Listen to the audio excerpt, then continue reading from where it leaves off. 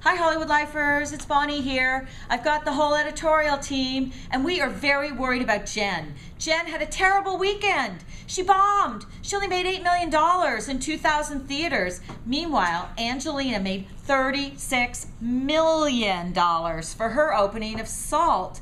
The Switch was a complete wash-up.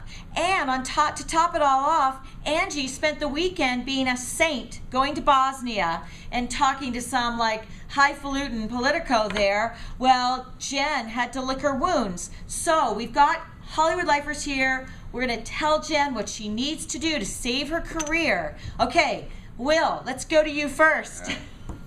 Jen Aniston, here's the thing. You're not a movie star. You're a television star, and this is what you have to realize. The scope of your charisma is confined to the small screen, and that's the reality. That's the reality of your acting career and your talent. So you should really confine yourself to television.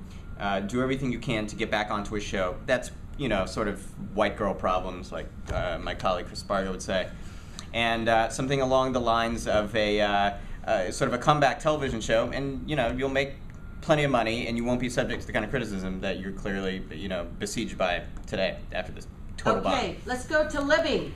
I think Jennifer needs to find a new audience fast because a lot of people are sick of her. I think she needs to either have a baby or she needs to get involved in some serious charity work to get more people on board.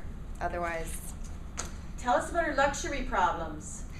I think Jen has she seems like she has a lot of fluffy luxury problems that people don't identify with. If she has a baby and she can talk about juggling mom and career, she might bring in some mommies who want to go see her movies. But as long as she's just complaining about paparazzi following her at the Ivy, I don't think most people care to go see her films. Okay, Chris Spargo, speak up.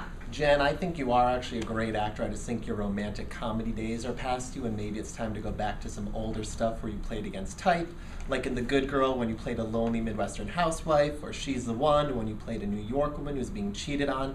I think that you've made enough money, you've had success, but now let's go do different films where you're not the romantic lead and you're playing a different kind of woman. Okay, let's go to LA. I think she needs to go away. She's way too overexposed. She's everywhere. She needs to go into hiding, and we don't need to see her for a year. And then she'll come back and she'll be reborn. And if she is going to come back, she needs to be a little bit vulnerable because we're sick of seeing her be snooze fest Jen on every talk show in town. Okay, now, who's she gonna date now? Who she should date now? I think she should totally drop these actor losers and find an awesome writer who'll write her a fabulous role and also take care of her at home. Okay, so, and I've got one more thing. Jen, you have got to stop being boring. You cannot go on TV shows like Kristen says to promote your movies and sit there looking bored. You're boring because you look bored, and you can't be defensive, and you can't look like you are hard done by because people ask about your personal life. Start dropping some bombs. Tell us John Mayer's a jerk. Do something that surprises us. Tell us you hate Angelina. Anything that or take on Bill. You should have taken on Bill O'Reilly more.